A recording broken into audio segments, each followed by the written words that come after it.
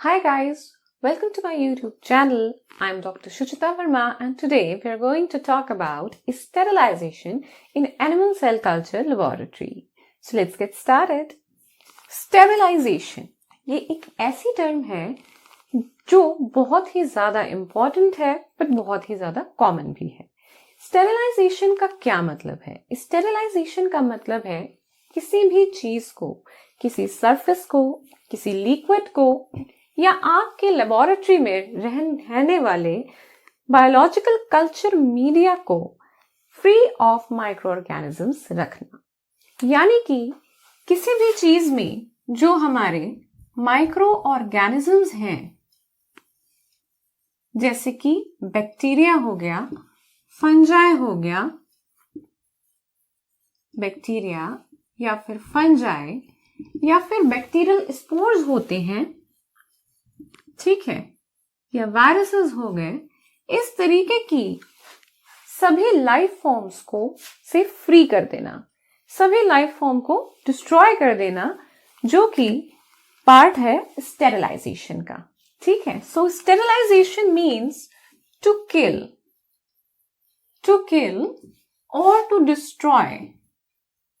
or to destroy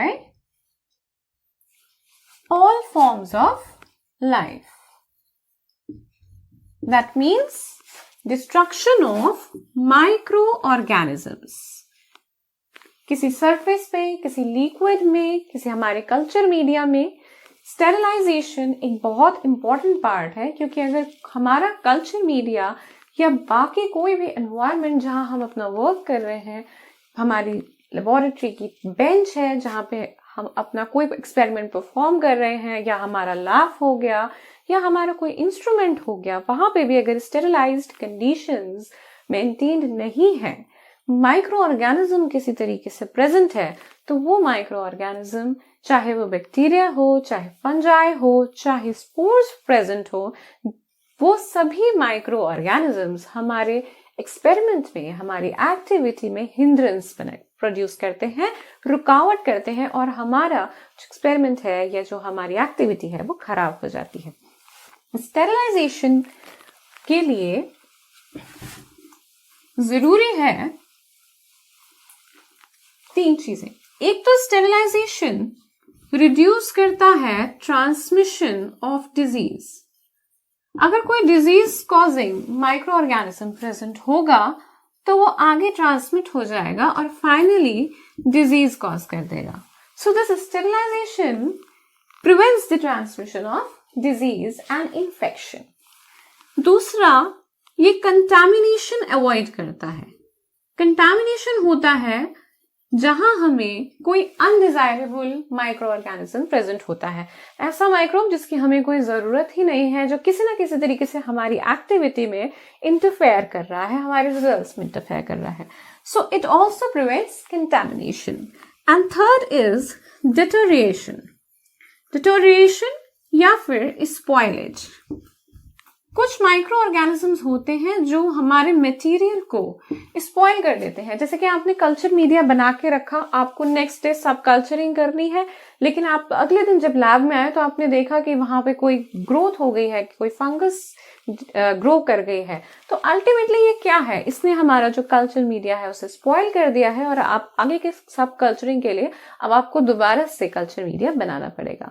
तो अगर हम अपनी लेबोरेटरी में स्टेरिलाइज्ड कंडीशंस मेंटेन कर सकते हैं, तो यहाँ पे हमारा जो डिटोरिएशन या स्पॉइलेज है हमारे मटेरियल्स का, including our culture media and other solutions, या हमारा कोई स्टॉक सॉल्यूशन बना हुआ है, तो यहाँ पे वो स्टेरिलाइज कंडीशंस की वजह से डिटोरिएट या स्पॉइल नहीं होगा, राइट।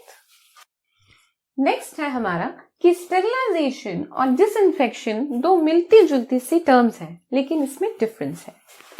स्टेरिलाइजेशन की अगर हम बात करते हैं तो it means destruction of all forms of life. यहां पे अगर मैं बात करती हूं कि यहां पे सारी लाइफ फॉर्म्स, चाहे वो बैक्टीरिया है, वायरस है, फंजाई है, सभी कुछ जो है वो किल हो जाता है स्टेरिलाइजेशन में, इंक्लूडिंग द स्पोर्स। स्पोर्स भी जो है वो स्टेरिलाइजेशन में किल होते हैं। बट अगर हम डिसइंफेक्शन की बात करते हैं, डिसइंफेक्शन, ठीक है, तो यहां पे most of the life forms जो है वो डिस्ट्रॉय होती हैं। यानी कि यहाँ पे ज्यादा से ज्यादा पैथोजेनिक ऑर्गेनिज्म डिस्ट्रॉय हो जाएगा, लेकिन हम ये नहीं कह सकते कि वहां पे 100% पैथोजेनिक माइक्रो ऑर्गेनिज्म जो है वो डिस्ट्रॉय होगा। तो स्टेरिलाइजेशन और डिसइंफेक्शन में यही मेन डिफरेंस है कि हम स्टेरिलाइजेशन वर्ड, ये टर्म हम वहां यूज करेंगे जहां पे हमें ये हम 100% श्योर हैं कि सारे जो भी लाइफ फॉर्म्स हैं including the resistant spores, because ये जो स्पोर्स होते हैं they are very much heat resistant, और बाकी तो सारे माइक्रो ऑर्गेनिजम्स को आप इजीली डिस्ट्रॉय कर सकते हो, बट जो स्पोर्स होते हैं वो यूजुअली सर्वाइव कर जाते हैं। तो they need a very high temperature, उनको बहुत ज्यादा हाई टेम्परेचर की जरूरत है, बट स्टेरिलाइजेशन में हमारे स्पोर्स भी जो है वो डिस्ट्रॉय हो जाते हैं। डिसइंफेक्शन में most of the pathogenic bacteria जो है वो, या most of the pathogenic organism जो है वो डिस्ट्रॉय हो जाता है, लेकिन स्पोर्स डिस्ट्रॉय नहीं होते हैं। ये जरूरी नहीं है कि डिसइंफेक्शन के थ्रू स्पोर्स डिस्ट्रक्शन हो। तो ये मेन डिफरेंस है स्टेरिलाइजेशन में और डिसइंफेक्शन में। एक और टर्म हम यूज करते हैं, उसे हम बोलते हैं डीकंटामिनेशन। डीकंटामिनेशन यानी कि जहां हम कंटामिनेशन को रोक रहे हैं। डी और कंटामिनेशन को रोका जा रहा है, डीकंटामिनेशन। यहां पे क्या हो रहा है, यहां पे इस प्रोसीजर में स्टेरिलाइजेशन भी आएगा और डिसइंफेक्शन भी आएगा। ये एक ऐसा प्रोसीजर है जहां पे हम अपने मटेरियल को सेफ फॉर हैंडलिंग बना देते हैं, यानी कि हम कोशिश करते हैं कि उसमें मैक्सिमम जो ऑर्गेनिज्म है, जो चांसेस है माइक्रो ऑर्गेनिज्म के प्रेजेंट होने का, वो ना रहे, और वो चाहे डिस्पोज करना हो, चाहे हमें आगे फर्दर यूज करना हो, या इवन उस कल्चर को भी, अगर हम किसी कल्चर को यूज कर रहे हैं तो वो कल्चर भी सेफ हो हैंडलिंग के लिए। तो कुल मिला के हम ये कह सकते हैं कि डीकंटामिनेशन में जरूरी नहीं है कि स्पोर्स डिस्ट्रॉय हो ही जाए, लेकिन हाँ, इस लेवल पे आपका मटेरियल जरूर आ जाएगा कि आप उसे सेफली हैंडल कर सकें। Right, now we will talk about methods of sterilization. Now we are going to talk about different methods of sterilization. तो methods of sterilization में या तो हम physical methods use करते हैं या फिर हम chemical methods use करते हैं। अगर हम physical methods की बात करें तो नंबर 1 मेथड आता है heat, नंबर 2 मेथड आता है radiation, जिसमें आपकी आयोनाइजिंग और नॉन आयोनाइजिंग रेडिएशंस आती हैं, और नंबर 3 पे आता है फिल्ट्रेशन। तो अगर हम हीट की बात करें, केमिकल मेथड हम आगे डिस्कस करेंगे, first we will discuss the physical method. Heat की बात करें तो हीट में 2 टाइप की हीट्स होती हैं। वन इज ड्राई हीट, जो कि आपकी हॉट एयर ओवन में होती है। The example is your hot air oven। और आपके दूसरे टाइप की जो हीट है that is moist heat। moist heat आपकी यूज होती है ऑटोक्लेव में, that is used in autoclave। Heat एक बहुत ही ज्यादा इफेक्टिव मेथड है स्टेरिलाइजेशन का, one of the most useful and important method, और ये एग्जाम पॉइंट ऑफ व्यू से भी बहुत ज्यादा इंपॉर्टेंट है। ड्राई हीट और मॉइस्ट हीट की अगर हम बात करते हैं तो ड्राई हीट जो है उसका बेसिस है कि वो ऑक्सीडेटिव डैमेज प्रोड्यूस करता है। ये ऑक्सीडेशन के थ्रू जो केमिकल कॉन्स्टिट्यूएंट्स होते हैं सेल्स के, उनमें ऑक्सीडेशन के थ्रू डिस्ट्रॉय करता है। मॉइस्ट हीट की अगर हम बात करते हैं तो ये प्रोटीन्स का कोआगुलेशन कॉज कर देता है।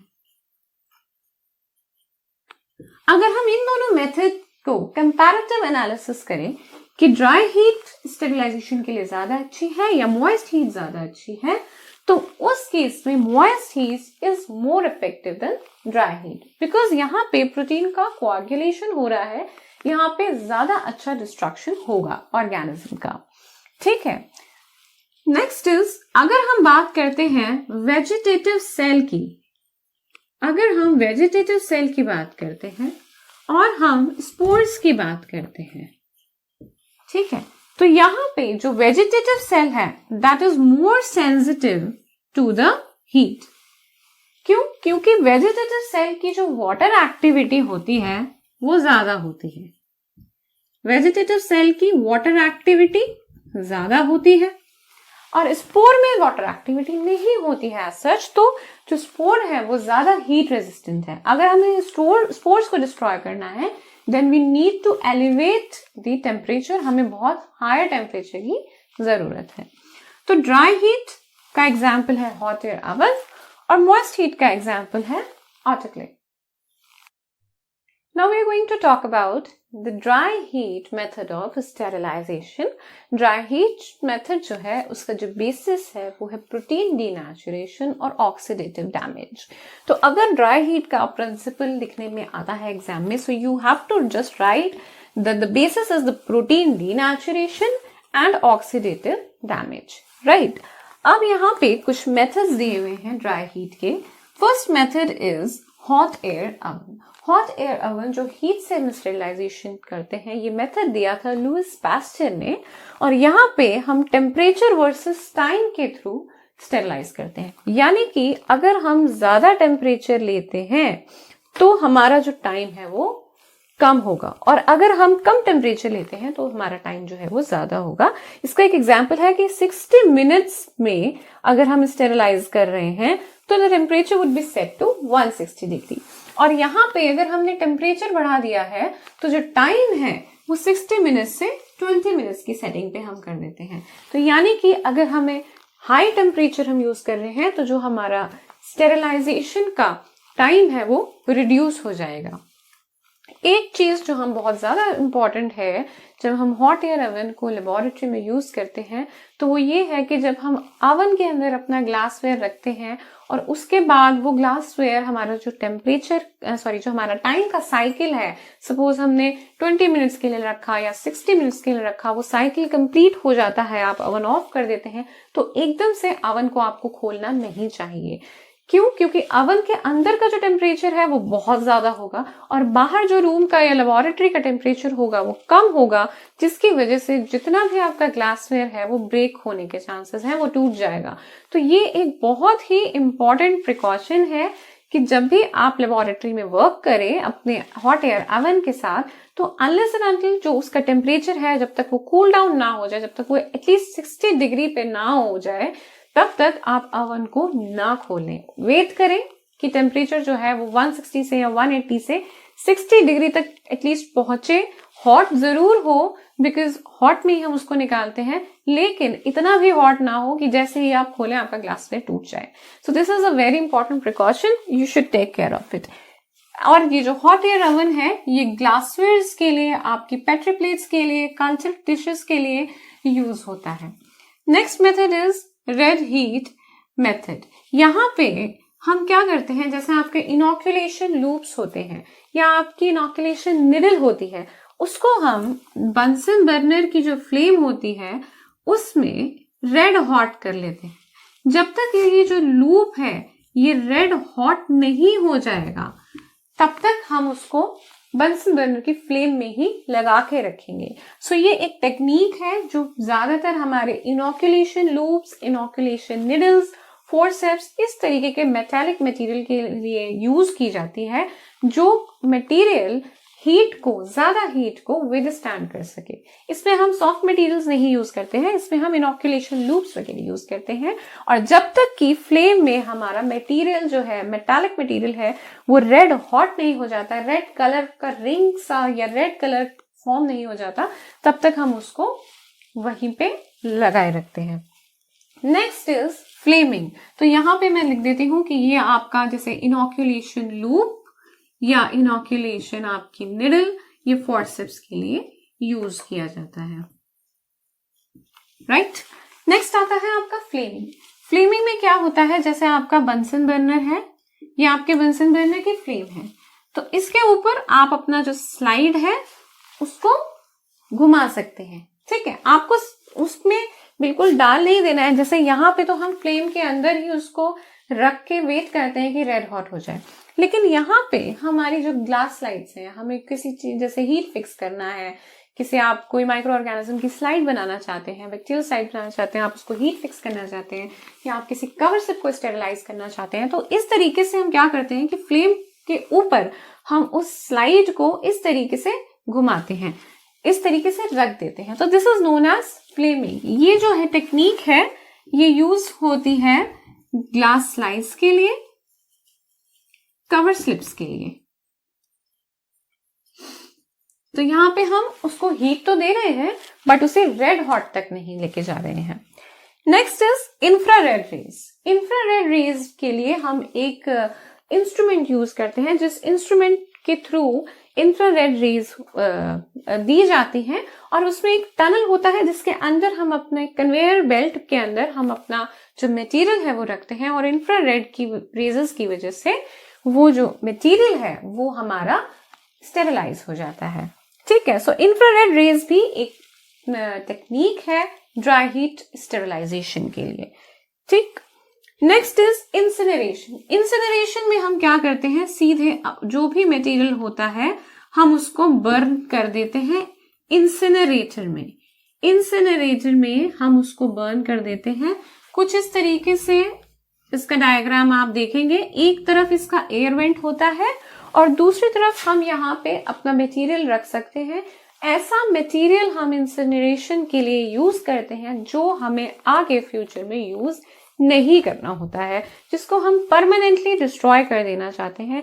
जैसे कि आपके हॉस्पिटल की ड्रेसिंग्स होती हैं, या कोई और पैथोलॉजिकल ड्रेसिंग्स हो गई, आपकी बेडिंग्स हो गई, इस तरीके का कंटामिनेटेड चीज जो कि आगे फर्दर यूज में नहीं आएगा, या it's kind of a threat और अ चांस ऑफ कंटामिनेशन, एक रिस्क पोज करता है कंटामिनेशन के लिए, इस तरीके के मटेरियल्स को हम इंसिनरेशन प्रोसेस के थ्रू स्टेरिलाइज कर लेते हैं। So this is all about dry heat. Now we are going to talk about moist heat. जो हमारा moist heat method of sterilization है, हम इसको वेट हीट मेथड भी बोलते हैं। इसको हम वेट हीट स्टेरिलाइजेशन भी बोलते हैं। और इसमें जो हम इंस्ट्रूमेंट यूज करते हैं वो हम करते हैं ऑटोक्लेव। हम यहां यूज करते हैं ऑटोक्लेव। ऑटोक्लेव ये एक डायग्रामेटिक रिप्रेजेंटेशन है ऑटोक्लेव की, जिसको हम यूज करते हैं अपनी लेबोरेटरी में डिफरेंट आर्टिकल्स को स्टेरिलाइज करने के लिए। ठीक है, तो इस ऑटोक्लेव का जो बेसिस होता है, जो मॉइस्ट हीट का प्रिंसिपल है, that is steam under pressure. Steam under pressure, यानी कि यहां पे हम सैचुरेटेड स्टीम को यूज करते हैं। जो सैचुरेटेड स्टीम है उससे यहाँ पे हमें स्टेरिलाइजेशन मिल रही है, और वो एक ज्यादा इफेक्टिव मेथड है स्टेरिलाइज करने के लिए। तो हम बात करेंगे ऑटोक्लेव की। इसमें जो टेम्परेचर है वो होता है 121 डिग्री सेल्सियस से 134 डिग्री सेल्सियस तक, और जो 15 psi प्रेशर होता है, 15 lbs कह सकते हैं हम, या 15 psi प्रेशर होता है, और हम इसे 15 मिनट्स के लिए रखते हैं। 15 मिनट्स के लिए हम इसको स्टेरिलाइज करते हैं। जब ये 15 psi प्रेशर पे पहुंच जाता है, टेम्परेचर 121 डिग्री सेल्सियस पे पहुंच जाता है, तो हम 15 मिनट्स के लिए इसको स्टेरिलाइजेशन देते हैं, रखते हैं। अगर हम बात करते हैं ऑटोक्लेव के क्या क्या पार्ट्स हैं, तो यहाँ पे ऑटोक्लेव एक सिलेंड्रिकल इंस्ट्रूमेंट है। इसका जो बॉडी है हम देख सकते हैं, that is of a cylindrical shape. यहां से हम देखते हैं this is the base of the autoclave.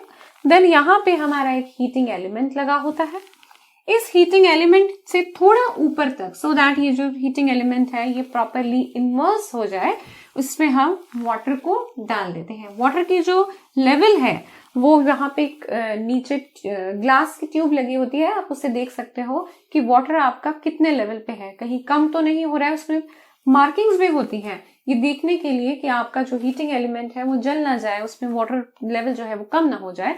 तो इसके लिए हम यहाँ पे एक मार्किंग भी अवेलेबल होती है। तो यहाँ हमारा आ गया वाटर लेवल, और इस वाटर लेवल के ऊपर यहाँ पे हमारी आती है परफोरेटेड ट्रे। इस ट्रे में परफोरेशंस होती है ताकि जो स्टीम है, जो एयर है, वो इसके परफोरेशंस होते हैं छोटे छोटे होल। तो इन होल्स के थ्रू ये जो स्टीम है ये ऊपर उठेगी और जो भी हमारा आर्टिकल रखा होगा, जैसे कि हमने यहाँ पे कोई फ्लास्क रखा है या हमने कोई टेस्ट ट्यूब स्टैंड रखा है जहां पे हमारी टेस्ट ट्यूब्स हैं, ठीक है, तो वो सारे जो भी हमारे आर्टिकल्स हैं वो स्टेरिलाइज हो जाएं स्टीम अंडर प्रेशर से। ठीक है, सैचुरेटेड स्टीम से ये जैसे ही स्टीम ऊपर उठने लगेगी धीरे धीरे सैचुरेटेड स्टीम इसमें फैल जाएगी, टेम्परेचर जो है वो धीरे धीरे एलिवेट करेगा 121 डिग्री सेल्सियस पे और फिर 15 एलबीएस प्रेशर पे 15 मिनट्स के लिए हम इसको रखते हैं और उस स्टीम से जो भी हमारे आर्टिकल्स हैं वो स्टेरिलाइज हो जाते हैं। राइट, यहाँ पे दो वॉल्स दिए होते हैं, one is the safety wall, ये हमारा लिड है, this is the lid of our autoclave. इस लिड के ऊपर एक सेफ्टी वॉल दिया है, एक डिस्चार्ज वॉल दिया है। डिस्चार्ज वॉल से हम अपना स्टेरिलाइजेशन के बाद हम एयर को रिलीज कर सकते हैं and this is the pressure gauge जहां से हमें पता चलता है कि कितना प्रेशर मेंटेन हो गया है और कितना प्रेशर आगे हमें मेंटेन करना है और कितनी देर के बाद जो हमारा जब स्टेरिलाइजेशन हो जाती है और हमारा जो एटमॉस्फेरिक प्रेशर है जो हमारा ऑटोक्लेव का प्रेशर है वो एटमॉस्फेरिक प्रेशर के जब बराबर आ जाता है तो हम इसमें जो डिस्चार्ज वाल्व के थ्रू एयर को रिलीज कर देते हैं और अपना ऑटोक्लेव ओपन करके हम अपने आर्टिकल्स निकाल सकते हैं। So this is about the parts of the autoclave कि ऑटोक्लेव में किस तरीके से डिजाइनिंग होती है और किस तरीके से जो ऑटोक्लेव है वो वर्क करता है, ये भी हमने सो इस प्रेशर गॉज में हम देख लेते हैं कि जो प्रेशर है वो ऑटोक्लेव की वर्किंग के बाद जब एटमॉस्फेरिक प्रेशर पे आ जाता है तो हम अपने एयर को डिस्चार्ज कर सकते हैं and then we can open the autoclave and get our articles, right? तो this is all about the designing of the autoclave कि autoclave में किस तरीके से उसके parts होते हैं, क्या shape होती है, किस तरीके से उसमें स्टेरिलाइजेशन होता है, सैचुरेटेड स्टीम यूज करी जाती है डिफरेंट आर्टिकल्स को स्टेरिलाइज करने के लिए, राइट। और ये जो ऑटोक्लेव है इसके साथ साथ कुछ और प्रिकॉशंस भी हमें लेने होते हैं, जैसे कि अगर हम ऑटोक्लेव को यूज करते हैं तो गरम गरम ऑटोक्लेव को हमें एकदम से खोल नहीं देना है क्योंकि उसमें स्टीम है तो that poses a risk, a very big risk किसी तरीके का इंजरी होने का। सो हमें पूरी तरह से वेट करना है कि जो ऑटोक्लेव है वो कूल डाउन हो जाए, उसमें किसी तरह की बॉइलिंग या स्टीमिंग ना हो रही हो और एक बार वो पूरी तरह कूल डाउन हो जाए तभी हम ऑटोक्लेव को खोलेंगे, अदरवाइज नहीं खोलेंगे, राइट। तो ये बहुत ज्यादा एक बिग प्रिकॉशन है इसके लिए।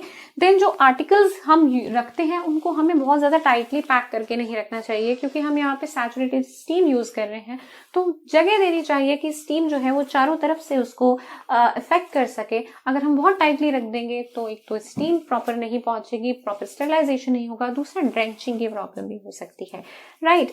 तीसरा एक और इम्पॉर्टेंट प्रिकॉशन हम देते हैं कि जो भी हमने अपना आर्टिकल रखा, यानी कि आप देख लो जैसे फ्लास्क रखा हमने या हमने टेस्ट ट्यूब्स रखी, तो उसमें जो हम प्लग्स लगाते हैं उसके जो कैप्स हम यूज करते हैं वो बहुत ज्यादा टाइट नहीं होने चाहिए, अदरवाइज प्रॉपर स्टेरिलाइजेशन नहीं होगा हमारे आइटम्स का, ठीक है। तो इस तरीके से दूसरा एक प्रिकॉशन ये है कि आप वाटर लेवल हमेशा चेक करें कि आपका वाटर लेवल कम नहीं होना चाहिए, हीटिंग एलिमेंट आपका हमेशा वाटर में इमर्स्ड रहना चाहिए, ठीक है।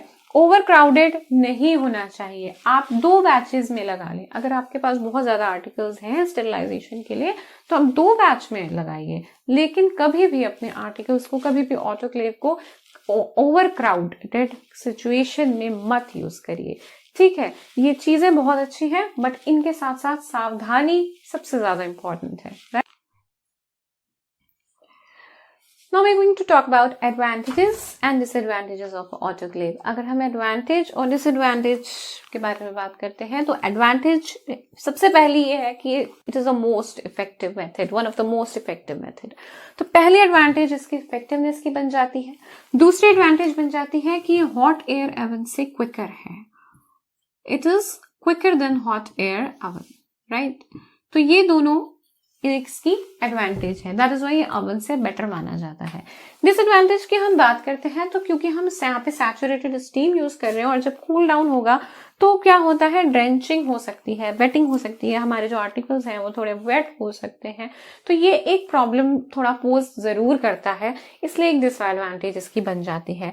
नेक्स्ट इज, अगर हमारे ऑटोक्लेव में पूरी तरीके से जो एयर है वो डिस्चार्ज नहीं हुई है, ट्रैप्ड रह जाती है, तो ये ट्रैप्ड एयर जो है वो हमारे स्टेरिलाइजेशन की एफिशिएंसी को कम कर देती है। अगर कोई एयर ट्रैप नहीं है तो डेफिनेटली ऑटोक्लेव जो है उसमें स्टेरिलाइजेशन अच्छी रहेगी।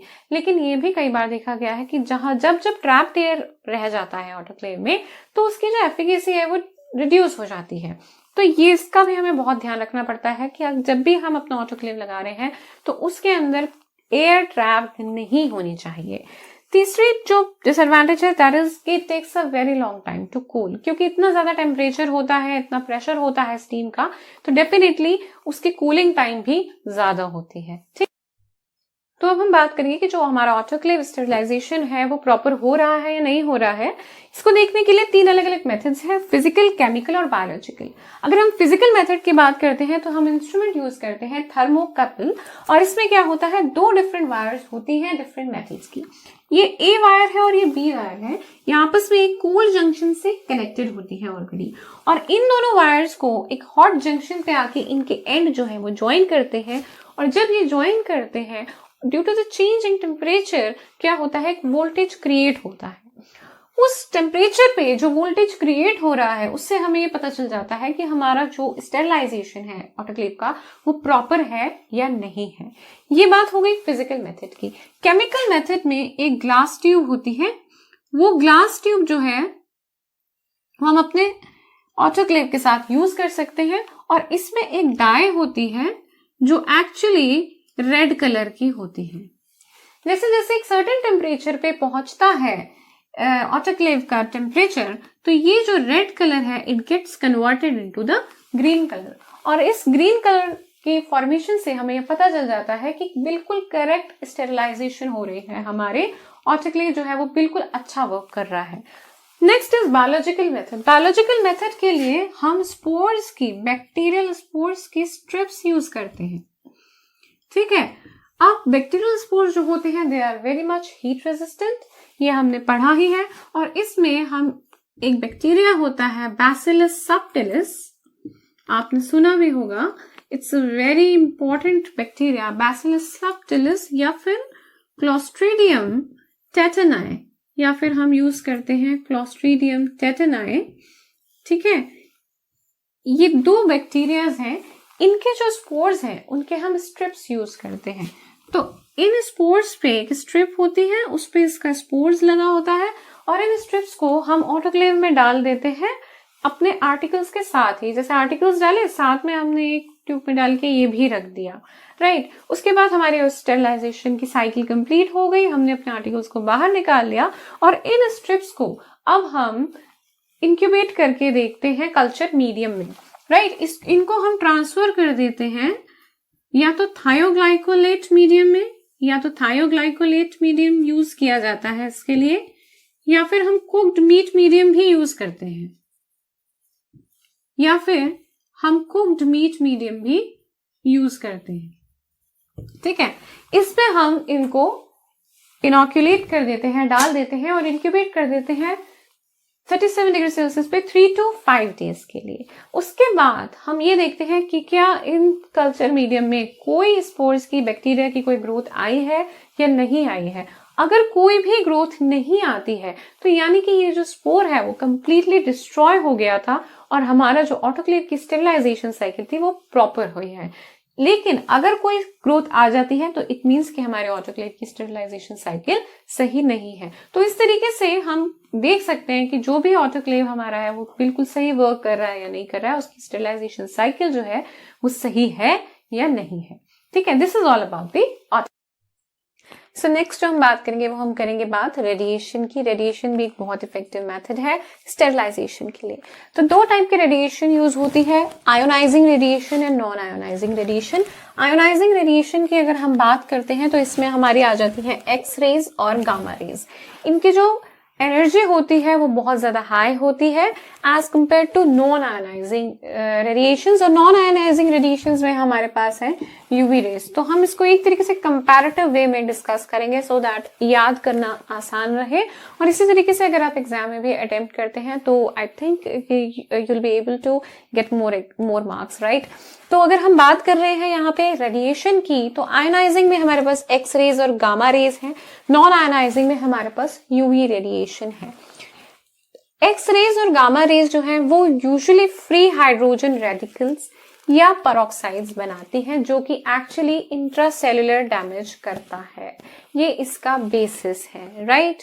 जो आपका अल्ट्रावायलेट रेज है, अल्ट्रावायलेट रेडिएशन है, ये आपके डाइमर्स प्रोड्यूस करता है। तो ये एक तरीके से म्यूटेशन जो है वो इंड्यूस कर देता है आपके डीएनए में। दोनों का ही जो टारगेट है रेडिएशन का वो बेसिकली माइक्रोबियल डीएनए ही होता है, लेकिन दोनों की वर्किंग में थोड़ा सा फर्क है। जो आयोनाइजिंग रेडिएशंस होती हैं उनका एनर्जी बहुत ज्यादा हाई होता है, they are high on energy, so these are high energy radiation as compare to UV rays are low energy, right. इनकी एनर्जी लो होती है क्योंकि इनकी हाई एनर्जी होती है। They also have high penetration power, इनका पेनिट्रेशन पावर ज्यादा रहता है। इनका पेनिट्रेशन नहीं ज्यादा, इनका पेनिट्रेशन अल्ट्रावायलेट का लो रहता है, ठीक है।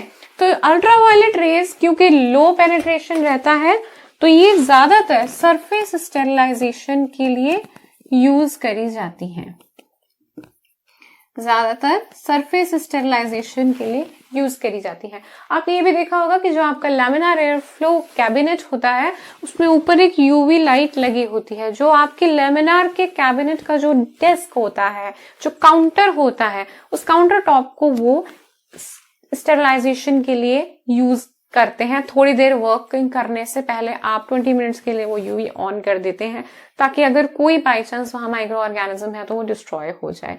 लेकिन इस बात की कोई गारंटी नहीं होती कि अगर वहां स्पोर है तो वो स्पोर किल हो जाएगा। यूवी जो है वो स्पोर पे इतना वर्क नहीं करती है। यूवी वैसे सरफेस स्टेरिलाइजेशन के लिए नॉर्मल जो और माइक्रो ऑर्गेनिजम्स वगैरह हैं उनको जरूर किल कर देगी, बट स्पोर की अगर हम बात करें तो ये जरूरी नहीं है, it won't kill the spores. जो आपके एक्स रेज और गामा रेज हैं, हमने बात करी हाई एनर्जी है, हाई पेनिट्रेशन पावर है इनका, लेकिन ये लो हीट प्रोड्यूस करती हैं। ये जो है लो हीट प्रोड्यूस करती हैं। इस लो हीट प्रोड्यूस करने की वजह से इनका जो यूज है वो फूड और फार्मास्यूटिकल कंपनी में बहुत ज्यादा होता है। फूड और फार्मास्यूटिकल कंपनीज में इसको यूज किया जाता है और इस टेक्निक को हम बोलते हैं कोल्ड स्टेरिलाइजेशन। ये कभी कभार पूछ ली जाती है टर्म कि कोल्ड स्टेरिलाइजेशन क्या है, तो हम बता सकते हैं कि it is the use of ionizing radiations in food and pharmaceutical industries for sterilizing, right?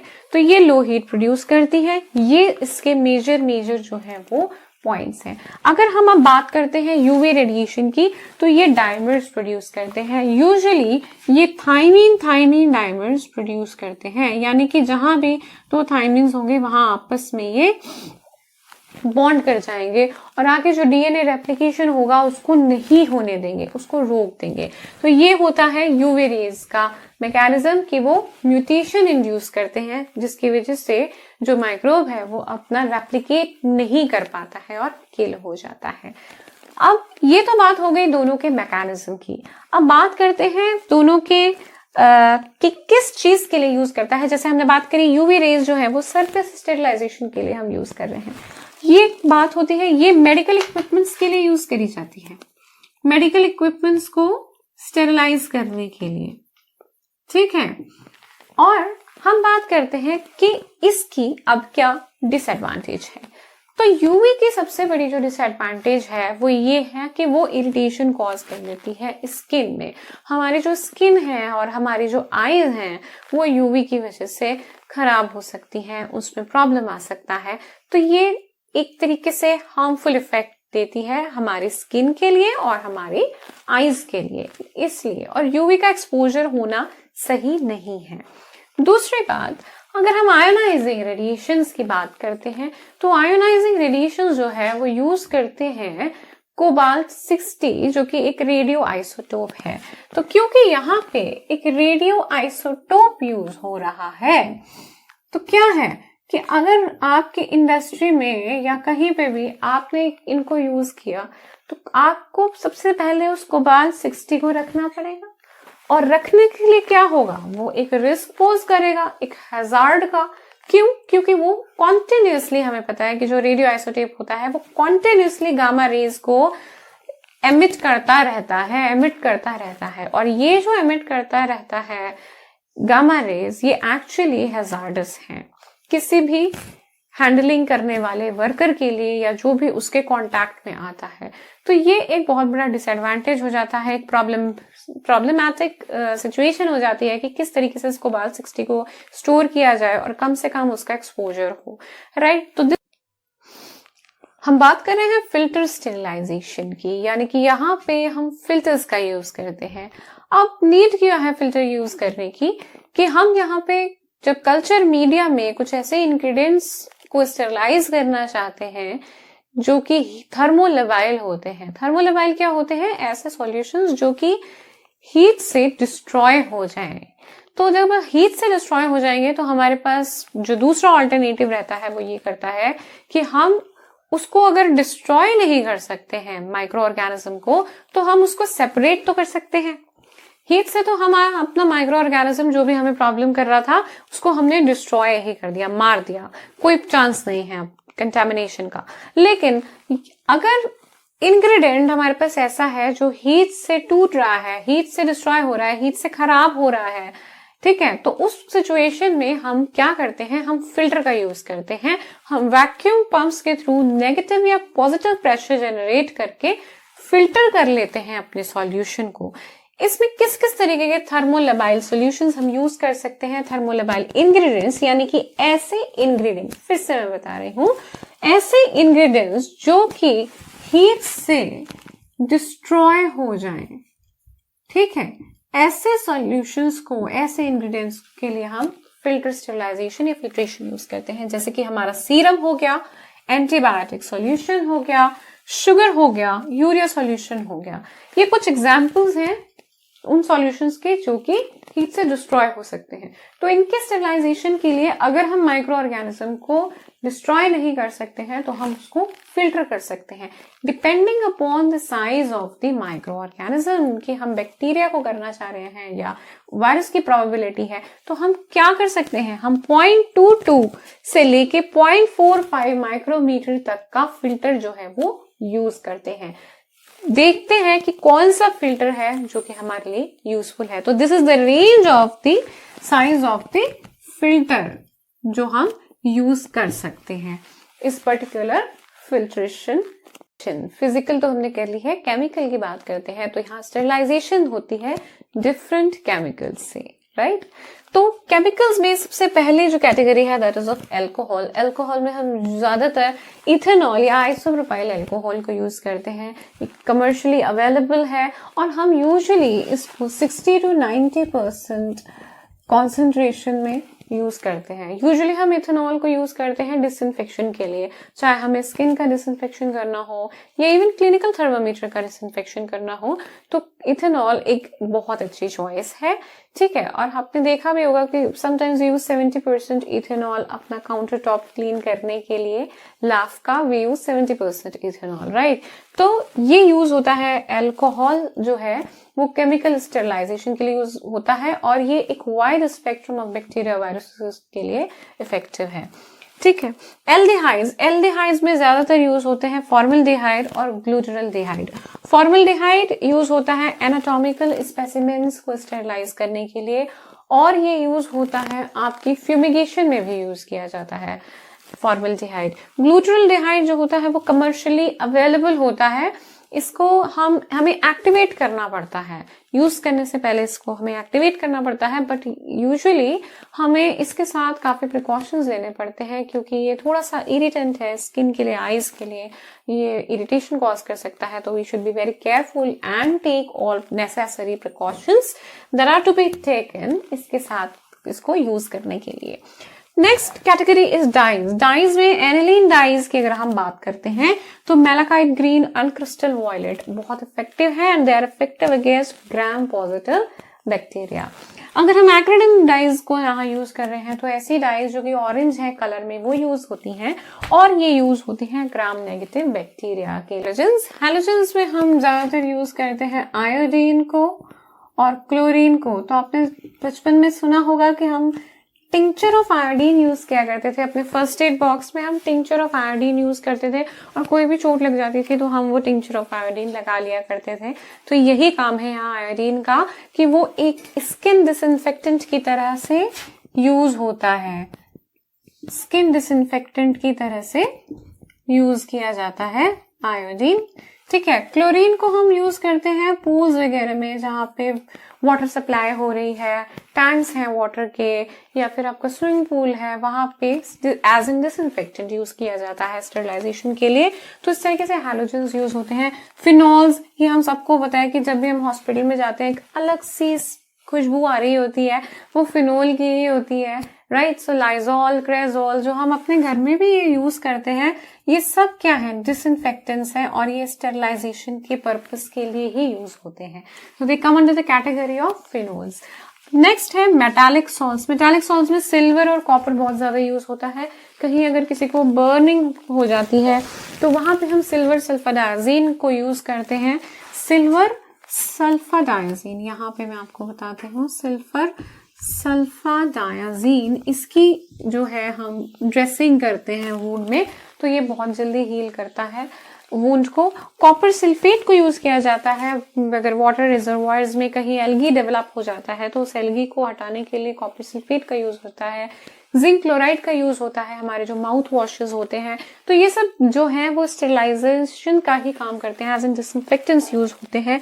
Gases की अगर हम बात करें तो इथाइलिन ऑक्साइड एक बहुत ही इंपॉर्टेंट गैस है जो एज अ केमिकल स्टेरिलाइजेशन के लिए यूज करी जाती है।